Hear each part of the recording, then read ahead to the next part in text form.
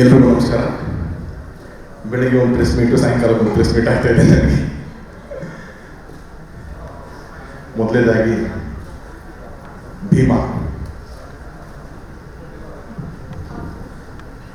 ನಾನು ಬರ್ಬೇಕು ನೋಡ್ಕೊಂಬಂದೆ. ಆನಂದ್ ಅಡಿಯೋದ್ರಲ್ಲಿ ಬಿಟ್ಟಿದ್ರು, ಸೊ ನೋಡ್ಕೊಂಬಂದೆ. ಒಂದು ಅದ್ಭುತವಾದ trailer. Vijay as a friend ಆಗಿರಲಿ, ಆ್ಯಕ್ಟರ್ ಆಗಿರಲಿ ಅಥವಾ ಡೈರೆಕ್ಟರ್ ಆಗಿರಲಿ, ಎಲ್ಲಾದ್ರೂ ಅವ್ನು ನಂಬಿರೋದು ಒಂದೇನೆ, ಶ್ರಮ, ಹಾರ್ಡ್ ವರ್ಕ್. ಅದು ಬಿಟ್ಟು ಇನ್ಯಾವುದೂ ಅವ್ನು ನಂಬಿದ್ದು ನಾನು ನೋಡೇ ಇಲ್ಲ. ಎಲ್ಲರೂ ಯೂಶಲಾಗಿ ಒಂದು ಒಳ್ಳೆ ಶಿಲೆ ಆಗಬೇಕು ಅಂತಂದರೆ ಇನ್ನೊಬ್ರು ಯಾರು ಕೆತ್ತನೆ ಮಾಡ್ತಾರೆ.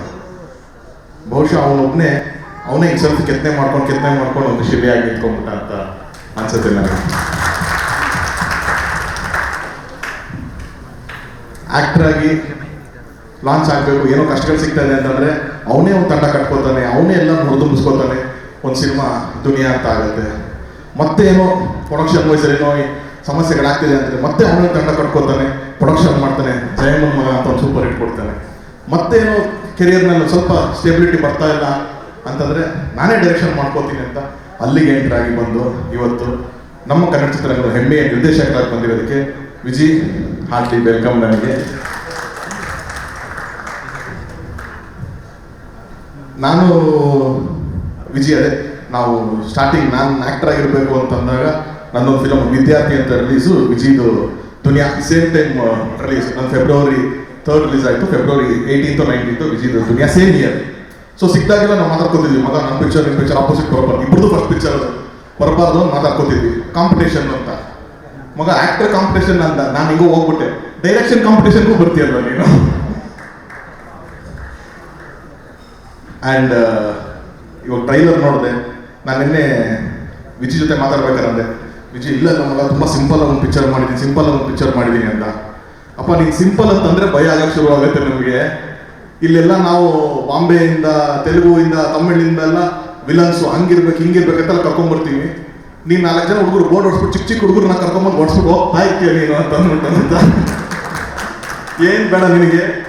ನಿಮ್ಮ ಹುಡುಗರು ನೋಡಿದ್ರೆ ಭಯ ಆಗಕ್ಕೆ ಶುರು ಆಗುತ್ತೆ. ಆ ರೇಂಜ್ ಕಂಟೆಂಟ್ ಇಟ್ಕೊಂಡು ಸಿನಿಮಾ ಮಾಡಿದೆ ಮಗ ಅಂತ. ಯಾಕಂದರೆ ಅದ್ರದ್ದೊಂದು ಗ್ರಿಪ್ಪು ವಿಜಯ್ ಭಾಳ ಚೆನ್ನಾಗಿ ಸಿಕ್ಕಿದೆ. ಇದ್ರದ್ದು ನಾನು ಹೋದ ಕೆಲವೊಂದು ವಿಷಯಗಳು ಹಂಚ್ಕೊಂಡಿದ್ದ, ಏನು ಬ್ಯಾಕ್ಡ್ರಾಪಲ್ಲಿ ಮಾಡ್ತೀನಿ ಅಂತ. ಐ ಥಿಂಕ್ ಕನ್ನಡದಲ್ಲಿ ಫಸ್ಟ್ ಟೈಮ್ ಆ ಥರದೊಂದು ಸೆನ್ಸಿಟಿವ್ ವಿಷಯನ ಟಚ್ ಮಾಡ್ತಾ ಇರೋದು. ಸೊ ಈ ಸಿನಿಮಾ ಕಾಂಟೆಂಟ್ ವೈಸಲ್ಲಿ ನನಗೆ ಗೊತ್ತು ಎಷ್ಟು ಸ್ಟ್ರಾಂಗ್ ಇದೆ ಅಂತ ಅಂದ್ಬಿಟ್ಟು ಅದಕ್ಕಾಗಿ ಈ ಸಿನಿಮಾ ನೋಡಬೇಕು. ಇನ್ನೊಂದು, ಇವತ್ತು ಕನ್ನಡ ಚಿತ್ರರಂಗ ಈ ಒಂದು ವೆರಿ ವೆರಿ ಲೋ ಸ್ಟೇಜಲ್ಲಿ ಇರಬೇಕಾದ್ರೆ ಐ ಥಿಂಕ್ ಹೆಂಗೆ ನಮಗೆ ಲಾಸ್ಟ್ ಇಯರ್ 2023 ಎಂಡಲ್ಲಿ ಬರ್ಬೇಕಾದ್ರೆ, ಕಾಟೇರ ಬರ್ಬೇಕಾದ್ರೆ ಸೇಮ್ ಫೀಲಿಂಗ್ ಇತ್ತು ನಮಗೆ. ಅಯ್ಯೋ ಈ ವರ್ಷ ಏನು ಅಂಥದ್ದು ಆಗ್ತಿಲ್ವ, ನಾವು ಕಾಟೇರ ಬಂದು ಒಂದು ಕಿಕ್ ಕೊಡುತ್ತೇನೋ ಅಂತ ಆ ನಂಬಿಕೆ ಮೇಲೆ ರಿಲೀಸ್ ಮಾಡಿದ್ದು. ಸೇಮ್ ನನಗೆ ಫೀಲಿಂಗ್ ಬರ್ತಾ ಇರೋದು ಈಗ ಈ ಭೀಮಾ ನೋಡ್ಬೇಕಾದ್ರೆ. ಮತ್ತೆ ಇಂಡಸ್ಟ್ರಿನ ಕೈ ಹಿಡಿದು ಮತ್ತೆ ಒಂದು ಕಿಕ್ ಕೊಡುತ್ತೆ, ಇಲ್ಲಿಂದ ಒಂದು ಲೆವೆಲ್ ಮೇಲೆ ತೊಗೊಂಡ್ಬರುತ್ತೆ ಈ ಸಿನಿಮಾ ಅನ್ನೋ ನಂಬಿಕೆ ನನಗೆ ಈ ಸಿನಿಮಾ ಮೇಲಿದೆ.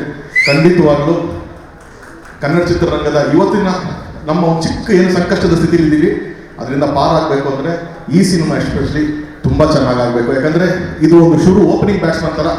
ಇದು ಬಂದು 5-6 ಓವರ್ಸ್ ಚೆನ್ನಾಗಿ ಹೊಡೆದ್ರೆ ಮಿಕ್ಕಿದ ಬ್ಯಾಟ್ಸ್ಮನ್ಸ್ ಅಲ್ಲಿಂದ ಗಣೇಶ್ ಪಿಕ್ಚರ್ ಇದೆ, ಇನ್ನು ಧ್ರುವ ಅವ್ರ ಪಿಕ್ಚರ್, ಎಲ್ಲ ಪಿಕ್ಚರ್ಗೂ ಈಸಿ ಆಗ್ತಾ ಹೋಗುತ್ತೆ.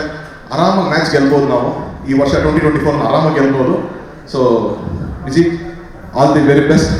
ಆ್ಯಂಡ್ ನನ್ನ ಕಡೆಯಿಂದ ಪ್ರೊಡಕ್ಷನ್ನಲ್ಲಿರುವಂಥ Jagadish sir and Krishna sir, ಒಂದು ಅದ್ಭುತವಾದ team. So thank you very much. ಒಳ್ಳೆಯದಾಗಲಿ ಎಲ್ಲರಿಗೂ. ಗ್ಯಾರಂಟಿ ನ್ಯೂಸ್, ಸುದ್ದಿ ಖಚಿತ, ನ್ಯಾಯ ನಿಶ್ಚಿತ.